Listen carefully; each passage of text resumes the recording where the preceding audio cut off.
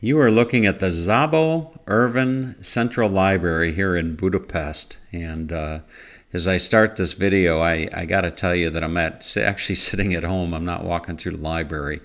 I'm sitting at home doing a narration using that new microphone that I bought. And I'm doing that because I really couldn't talk as I was doing this video. And maybe I could have talked, but they would have thrown me out on my keister.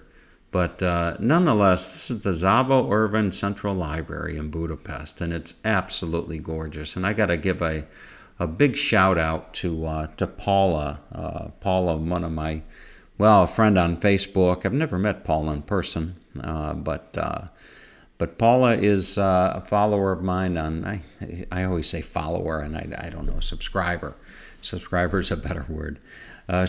Paula subscribes to me on YouTube, and we're friends on Facebook. And I had mentioned something the other day about, finding some of the nicer cafes in Budapest. And that comment got Paula to look into giving me some, information about libraries. And, I don't know that you would necessarily be quick to think that, you got to look up the best libraries in a big city like Budapest. But lo and behold, she sent me this link to this website, welovebudapest.com, I think it is.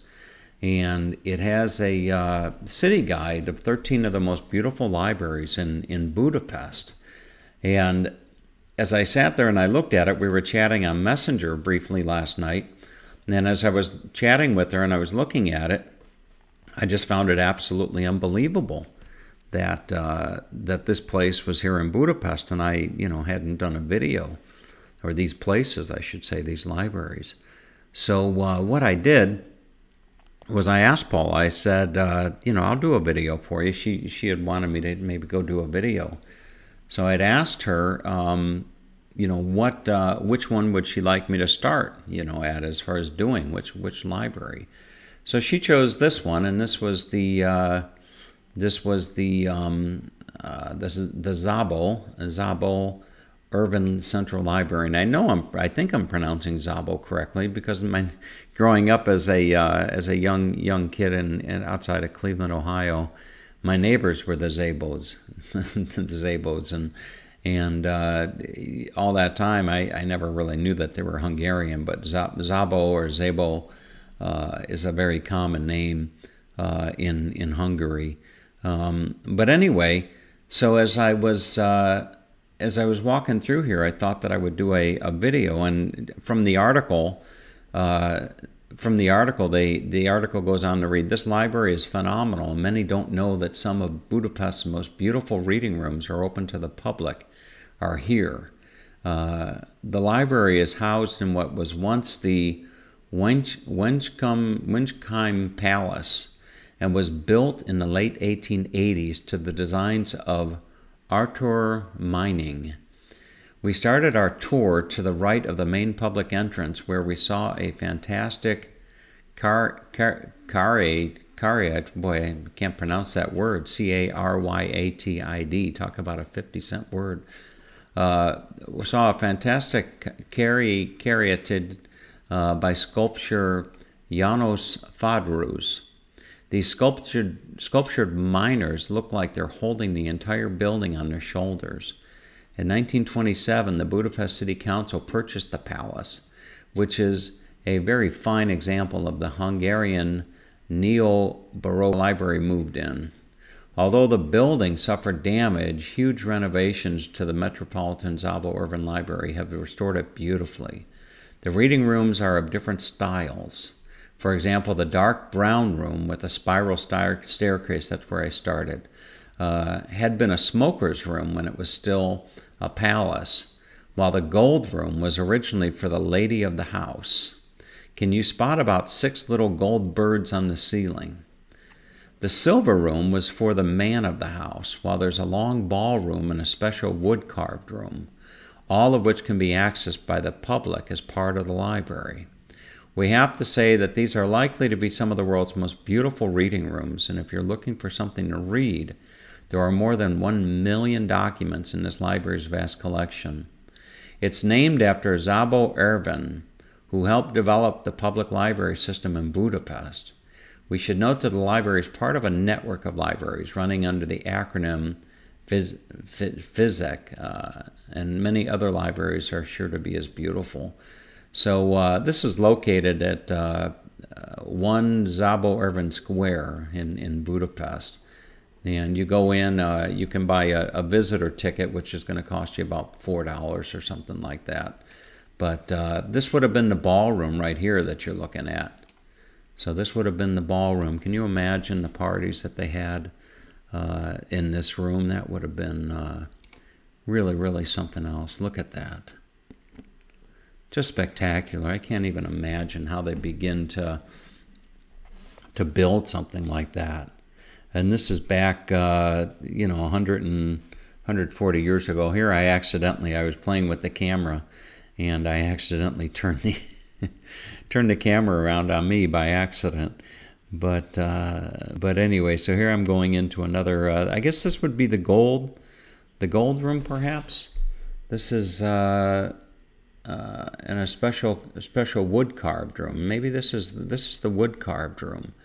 There's an extra long and a special wood carved room. So this would be the special wood carved room. And look at that chandelier.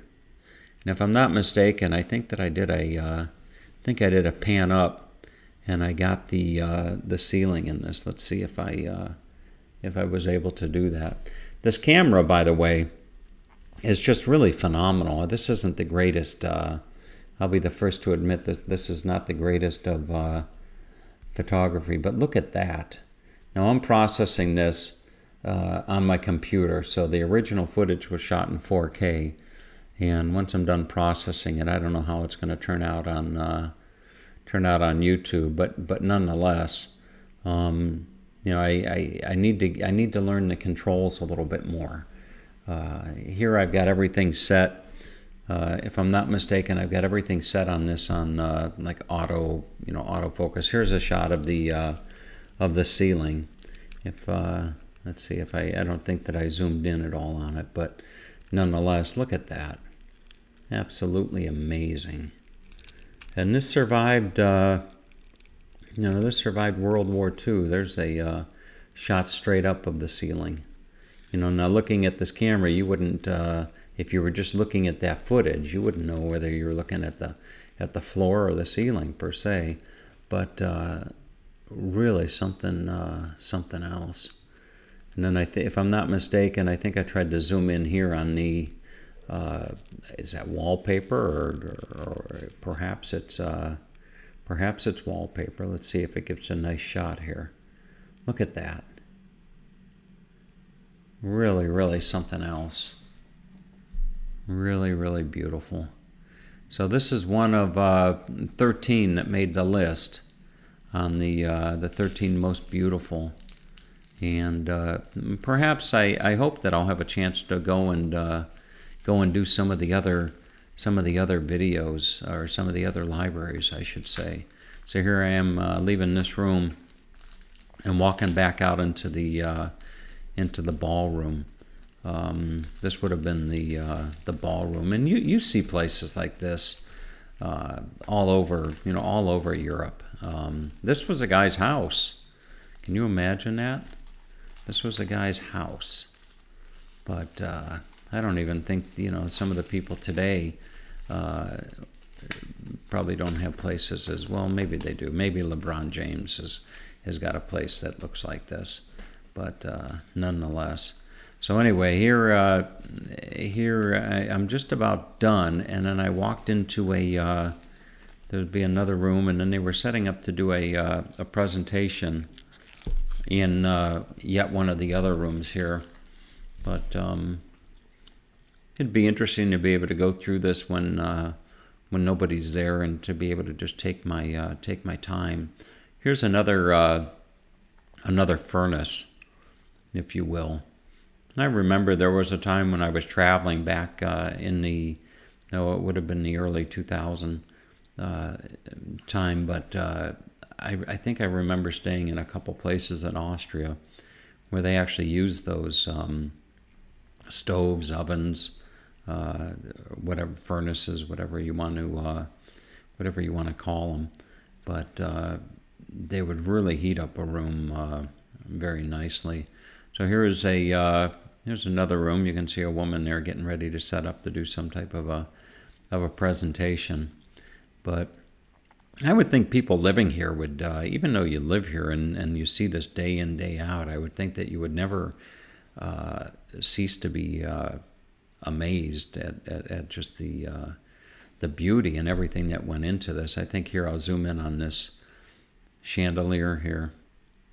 So I couldn't do this with my old camera. I couldn't zoom in and out with the old camera, such as you see me doing on this video. Now here I go down into a staircase area, or it's a stairwell, or whatever you want to call it. But look at this, just amazing.